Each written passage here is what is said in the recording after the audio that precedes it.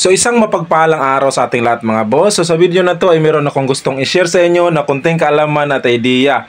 So tungkol po ito sa kukumpuni mga boss no. So para sa mga baguhan na mga mechanic dyan at para sa mga truck driver or mga heavy equipment operator na kung sakaling magkaroon man kayo ng aberya or sira sa mga remote area or sa mga masusukal, especially sa mga bundok, bukid mga boss no, at kailangan nyo ng welding machine. So ito yung pinakamagandang paraan para magkaroon kayo ng welding or makapag-perform kayo ng pag-welding sa mga cracks or mga putol at mga sira na parts sa ating under chassis or sa ating mga sasakyan or sa ating mga unit. So ang kailangan nyo lang dito mga boss is meron kayong daladalang welding rod at saka itong wire pang negative or positive wire natin sa ating gagawing welding machine. So ang video na to ay ipapakita na natin ngayon mga boss no. Ito ay idea ng ating kasamahan na mekaniko din. So ito na. Kinahanglan dili gini siya mukuan. Idi kahuman ni mo dasog dire sa yuta, ipatong ra nimo ni siya dire sa pag butag patong diha. Siyempre, kay mahulog man ng tinapa. So, itong ginagawa niya ngayon mga boss ay lata ng sardinas, tapos nilagyan ng lupa, tapos itong wire na duplex mga boss, no? Kamu maatlan mo sa area nga wala mo welding machine. Anaw ri technique ani. Mutawag, gini siya gitawag og kining kuan.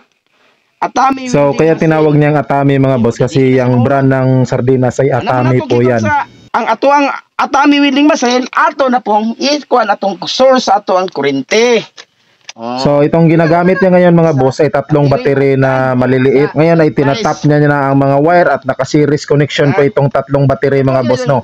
Negative, positive, tapos negative, positive, negative, positive. Yung nasa dulo na battery yung color black mga boss, ang negative nun ay nilagay sa body ground ng backhoe na to. Pagkatapos itong isang dulo ng color black na dito naman sa right hand niya mga boss no, itong may lata ay nilagay naman dito sa positive na terminal ng ating battery. Itong lata na may wire. So ito yung magsisilbing wire ng ating electrode holder or welding rod. Kini ato ang Atami welding machine kay kuan man. Kining gihigtan man na siya guma. Uya pagkahuman ana ato nang i-testing. Ato nang i-testing. Sunod natay handle. Wala man tay handle nagita sa bukid no. Mo nang wala tay kuan wala tay welding machine. Mo na ni siya. So dire. So ay atong i-welding. Gida. Okay. Kuan gana gyud. Diri na ta sa tuwang nadaot. Kini siya mo ni among weldingon kay na-crack siya nibuslot. Mo ni nga amo ang weldingon. Atong sistingan. Sistingan ha. Amo working ba gyud? Ala. Wa na mo ko nakita. Kusog kayo. So kung makikita nyo mga boss, gumagana talaga ang ginawa niyang diskarte no.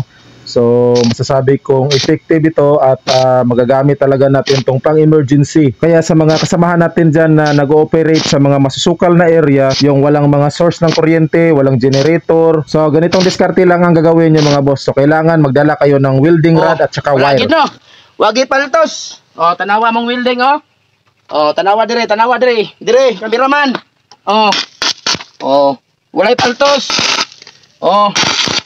Papete ko suga Kini mong diskarte, makita ninyo, diskarte yung malupit. Para madautan mo sa area, wala mo welding machine. Kanang inyong sudan nga tinapa, kay kabalo mo ko sa area, basta gani kanang mga bukid-bukid gani, mga ingini, laging o mga bako. Ang gamit ani gyud, tinapag isudan, tinapag udong miswa o quick chow. Magamit ninyo ayon yung ilabay. Salamat kayo.